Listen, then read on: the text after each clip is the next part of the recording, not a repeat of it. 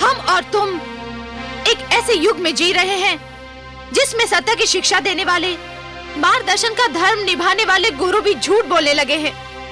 जिस समाज के गुरु झूठे हो, वह समाज कदापि सुरक्षित नहीं हो सकता। मैं शन और अमर को इस झूठ के लिए कदापि क्षमा नहीं करूंगी, कदापि नहीं। आप सत्य कहती हैं महारानी।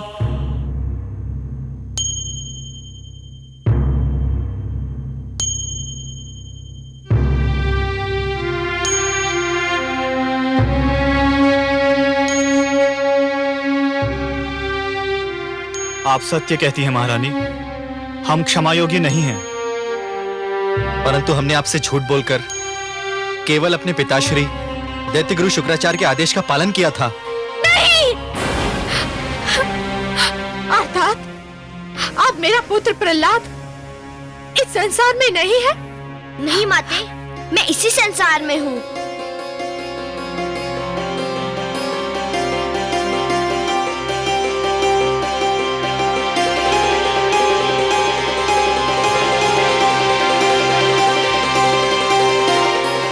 आपका आशीष सदा मेरे साथ था, मुझे क्या हो सकता था?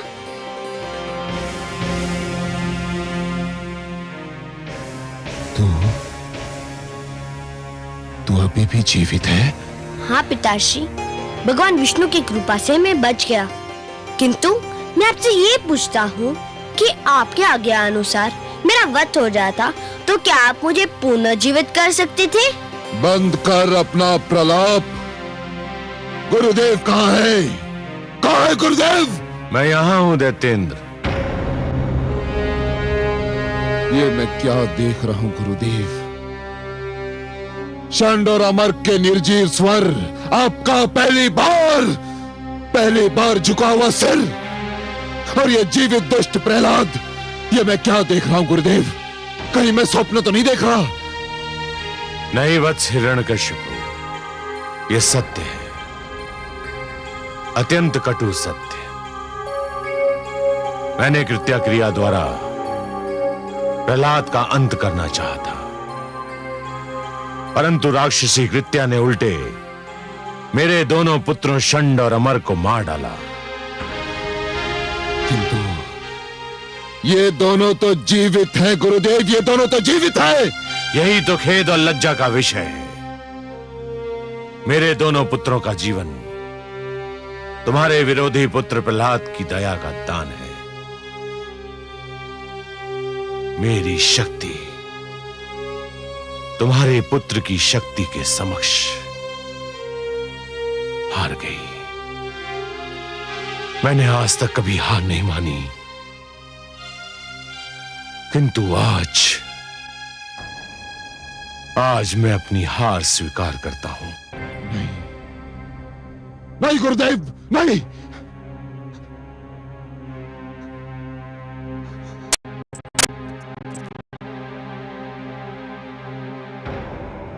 ये नहीं हो सकता,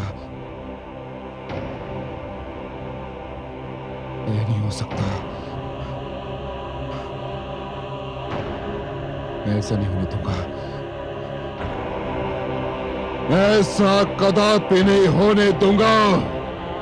तेरे विष्णु ने मेरे भाई को छीना, मेरी बहन को छीना, और अब मेरे गुरुदेव को छीन लिया तेरे विष्णु ने।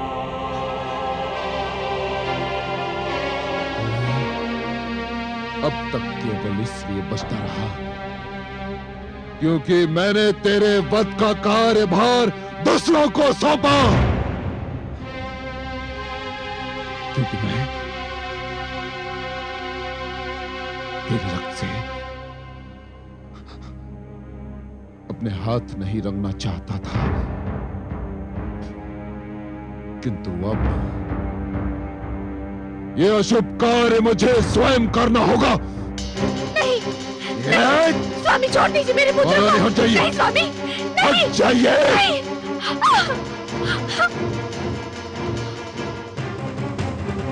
अब कोई नहीं आ सकता तेरे मेरे बीच। अब ये संसार देखेगा ये एक पिता अपने पुत्र का वध कैसे करता है।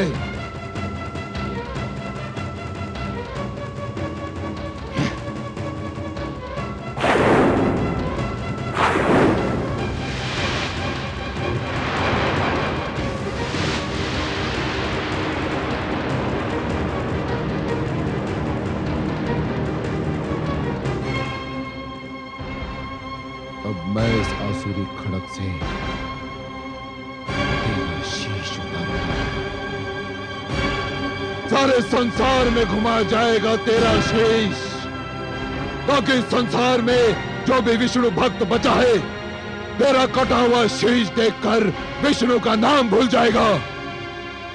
मैं यहां बैठे सबको चेतावनी देता हूं कि कोई मेरे और इस दुष्ट के बीच आने का साहस न करे। हे आदरणीय पिताश्री, मेरे और आपके बीच तो कोई बहुत पहले से आरंभी से उपस्थित है। कौन है वो? मेरे श्री विष्णु भगवान। नहीं प्रहलाद, कहाँ है वो? मुझे क्यों नहीं दिखाई देता? आप अपने मन से झूठा अहंकार हटा दीजिए, वे आपको भी दिखाई दे जाएंगे। झूठ बोलता है तू, झूठ बोलता है। तेरे विष्णु में इतना साहस नहीं कि वो मेरे भगवान हिरण्यकशिपु के समीप आ सके। समीप नहीं पिताश्री, वे तो आपके भीतर भी है, बस आप देखने का प्रयत्न नहीं करते। तू रोक ले अपनी जीभ, रोक ले, अन्यथा सबसे पहले मैं तेरी जीभ काट कर फेंक दूंगा, जिस पर तू बार बार मेरे भ्राताश्री और बहन के हत्यारे का नाम ले रहा है। आप जीभ काट देंगे तो मैं मन ही मन उनका नाम लूंगा। मेरे विष्णु के लिए स्मरण ही पर्याप्त है। वे हर मन में है, कण कण में है। अच्छा, तो तेरा विष्णु तेरे मन में है, हर कण में है।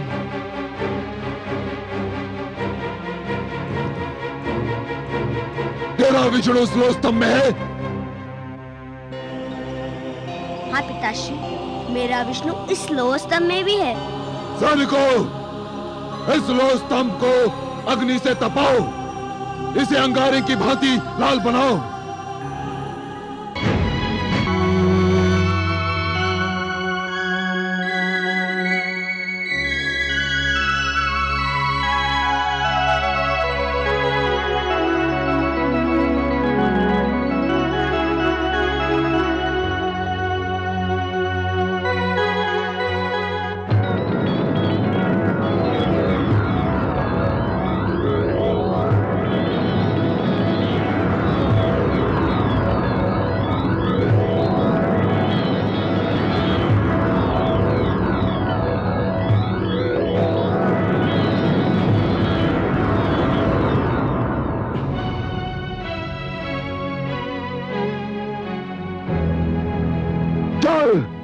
नहीं स्वामी, मत ले जाइए मेरे लाल को, छोड़ दीजिए उसे, क्षमा कर दीजिए, मत ले जाइए उसे, क्षमा कर दीजिए स्वामी, मत ले जाइए, मत ले जाइए, मत ले जाइए।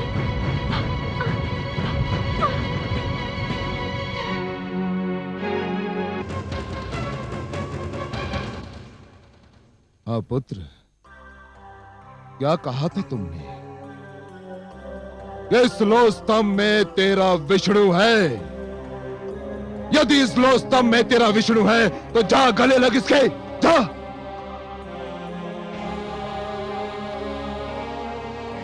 आगे बढ़ दुष्ट, अपने विष्णु का आलिंगन कर, जा। जो आज्ञा पिताश्री, आपका आशीर्वाद चाहिए। ओम नमो भगवते वासुदेवाय। ओम नमो, ओम नमो।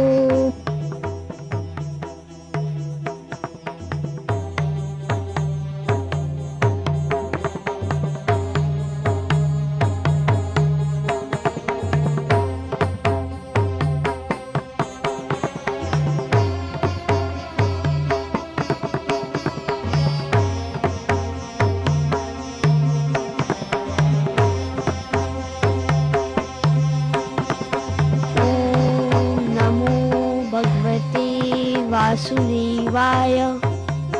ओम नमो भगवते वासुदेवाय। ओम नमो भगवते वासुदेवाय। ओम नमो भगवते वासुदेवाय।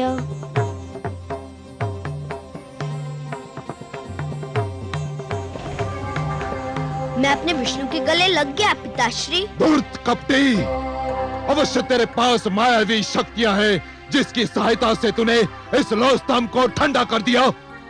सैनिकों, बांध दो इसे इसी खंबे से। आज मैं इसके प्राण लेकर ही दम लूंगा। बांध दो इसे।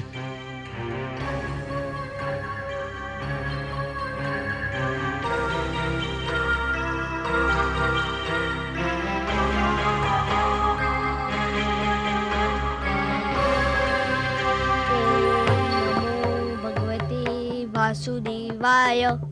ओम नमो भगवते वासुदेवाय। ओम नमो भगवते वासुदेवाय। ओम नमो भगवते वासुदेवाय।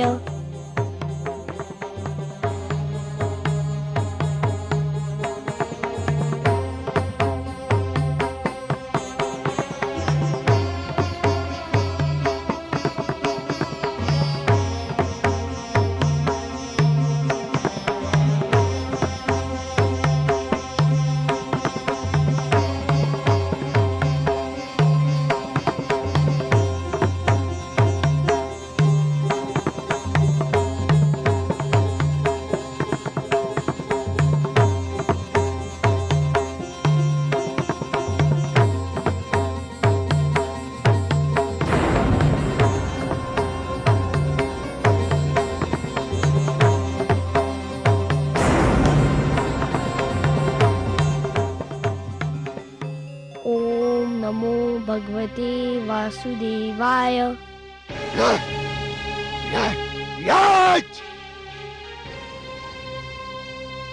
अब तुझे कोई नहीं बचा सकता, तेरा विष्णु भी नहीं। हाँ,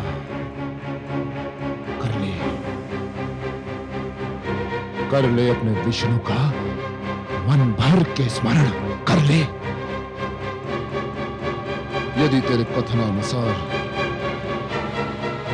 इस स्तंभ में विष्णु है तो उसे कि वो बाहर निकलकर तुझे दर्शन दे और तेरे वध का दृश्य भी देखे।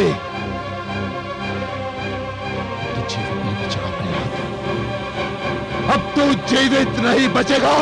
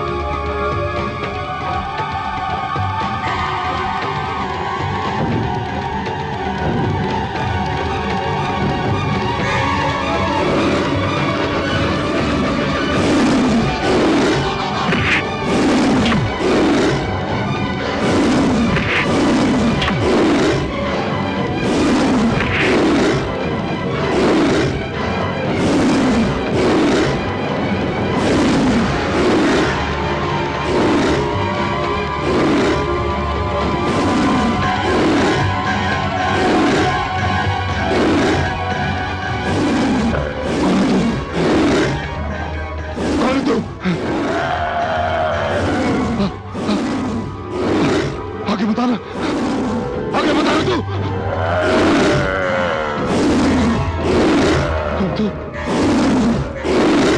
कौन है तू? आगे बताना, आगे बता रहा तू।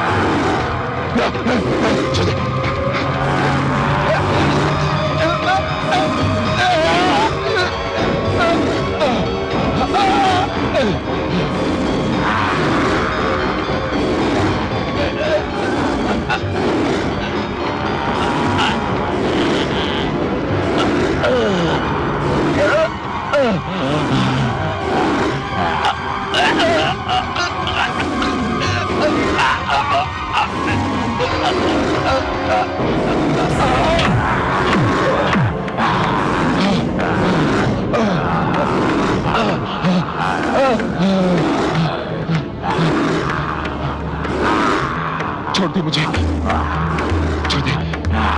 कौन है तू? मैं तेरी मृत्यु हूं धूर्त, तेरा काल। नहीं, ये नहीं हो सकता। मैं नहीं मर सकता। मैं भगवान हिरण्यकशिपु हूं। मैं नहीं मर सकता। क्यों नहीं मर सकता दुष्ट?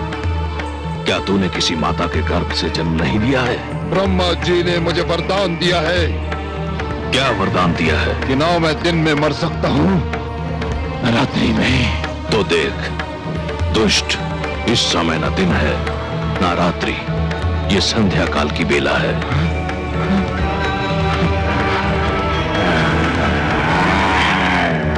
ना मैं घर के भीतर मर सकता हूं, ना घर के बाहर। तू न घर के भीतर है न घर के बाहर, तू इस समय चौखट पर है।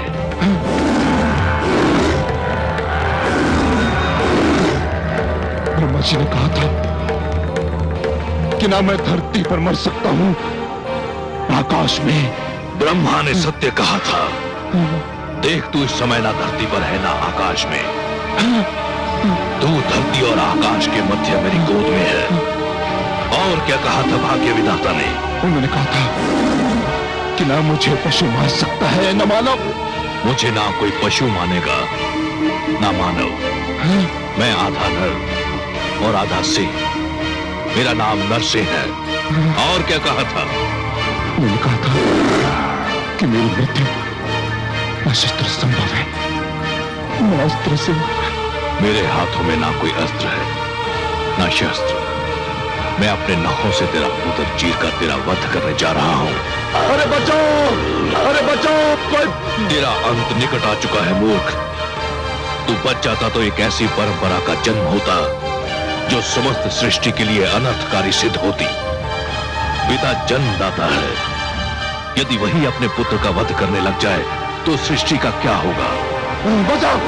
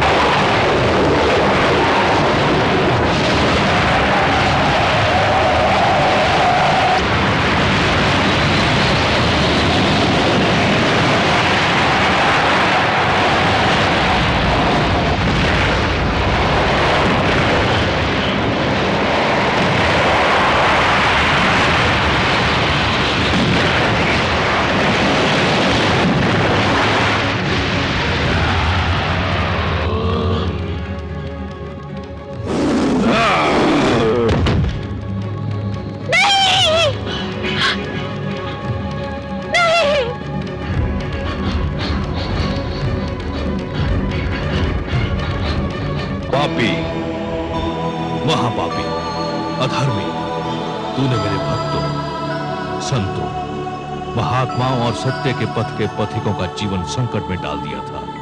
मेरी ही इच्छा से प्रहलाद जैसे भक्त का जन्म असुर कुल में हुआ, ताकि तेरे अभिमान को तेरा ही रक्त ललकारे और संसार को यह ज्ञान भी हो कि असुरों में भी महापुरुषों का जन्म संभव है। हे नराधम, तूने ब्रह्मा से छल द्वारा एक वरदान क्या मांग लिया? तूने वास्तव में यह समझ लिया कि तुझे मृत्यु से मुक्ति मिल गई। मूर्ख, परमेश्वर के अतिरिक्त जन्म और मृत्यु के चक्र से कोई मुक्त नहीं है। तेरे मन में यह भ्रम समा गया कि तू श्रेष्ठ है, तू सर्वशक्तिमान है। हे दुर्बुद्धि, हे दुर्मते, केवल ईश्वर श्रेष्ठ है। ईश्वर, केवल ईश्वर सर्वशक्तिमान है, केवल ईश्वर सर्वशक्तिमान है।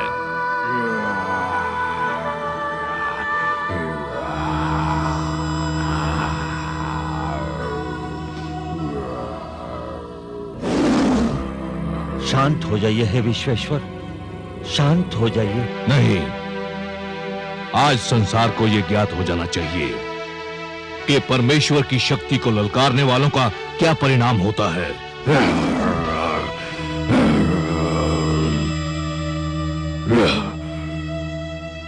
हे जनार्दन, हे लक्ष्मीपति, दुष्ट हिरण्यकश्यप अपने परिणाम को पहुंच गया है।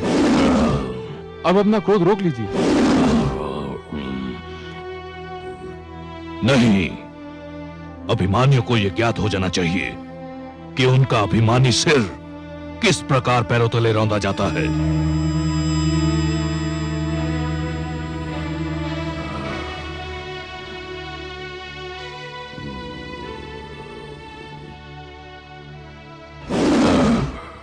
हे वासुदेव, आपने न्याय कर दिया है।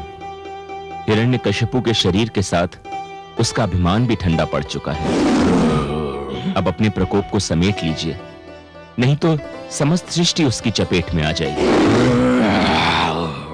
इस पापी ने स्वयं को ईश्वर कहा था, स्वयं को सर्वशक्तिमान कहा था, मेरे भक्तों को कष्ट दिया था।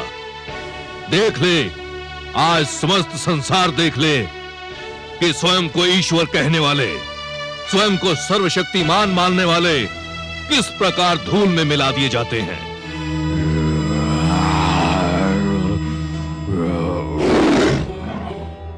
हे दया निधान, हे कृपा सागर, हे करुणा सिंधु, मैं जानती हूँ जब मानवता पे कोई संकट आता है, जब कोई आपके भक्तों को सताता है, तब आपके मन में क्रोध का ज्वार उमड़ता है। परंतु हे सर्वेश्वर, आपके भक्तों के शत्रु को आपने अपने हाथों से मारा है। अब तो आप शांत हो जाइए। कैसे शांत हो जाऊं? अधर्म को कैसे सहन कर लूं? अधर्म मेरे समक्ष मृत पड़ा है और अधर्म को तो मैं मृतक रूप में भी नहीं दे सकता।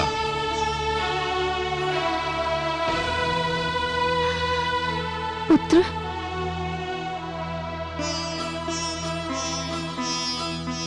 पुत्र, इनके क्रोध का कारण है तुम्हारा कष्ट। केवल तुम ही इनके क्रोध को शांत करा सकते हो। यदि इनका क्रोध शांत नहीं हुआ तो प्रलय आ जाएगी, सारी सृष्टि संकट में पड़ जाएगी। आओ पुत्र। ओम नमो भगवते वासुदेवाय। हे मेरे वासुदेव, मेरे विष्णु, मेरे मन में जन्म ही से आपकी जो छवि बसी है वह बड़ी सुंदर, बड़ी कोमल, बड़ी मनमोहक है। मैंने हर पल उसी छवि को पूजा है। हे जगदीश्वर, मुझे आपके इस विकराल रूप से डर लग रहा है। मैं जानता हूँ आपके क्रोध का कारण है मुझे दी जाने वाली यातनाएं, मुझे पहुँचाया जाने वाला कष्ट। उन यातनाओं और कष्ट का आपकी कृपा से अंत हो चुका है। हे वासुदेव, विश्वास कीजिए, मैंने आपसे अपने भाई अल्लाद और गुरुजन शंडर अमर के जीवन की भिक्षा अवश्य मांगी थी, परंतु पिताश्री के जीवन की भिक्षा कदापि नहीं मांगूंगा। वे आपके बैरी थे, आपने न्याय कर दिया। अब आप शांत हो जाइए और मुझे अपना वह मधुर रूप दिखा दीजिए जो मेरे मन में बसा हुआ है। हे वासुदेव, मेरी विनती सुन लीजिए, मेरी प्रार्थना स्वीकार कर लीजिए।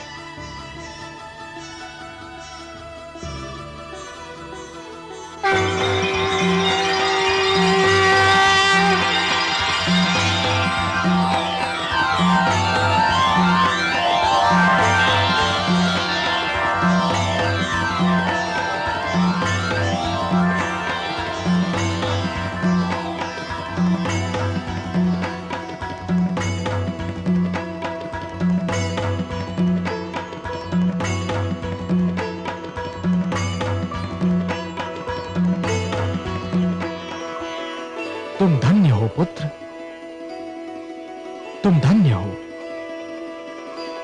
तुमने असुरों के बीच भक्ति की सुगंध फैलाई। तुमने दानवता के अंधकार में सत्य का दीप जलाया। तुमने असभ्यता की इस कीचड़ में सभ्यता का कमल खिलाया। तुमने इतनी छोटी आयु में मेरी राह में इतने सारे कष्ट सहे, परंतु अपने धैर्य का साथ नहीं छोड़ा। तुमने सबको यह दिखा दिया कि एक गुरु कैसा हो, शिष्य कैसा हो, शिक्षा कैसी हो। मैं तुमसे अत्यंत प्रसन्न हूं पुत्र प्रहलाद, अत्यंत प्रसन्न हूं। तुम मेरे परम भक्तों में गिने जाओगे। जब तक ये समस्त संसार रहेगा, कोई भी तुम्हारा नाम कदापि नहीं भूल पाएगा।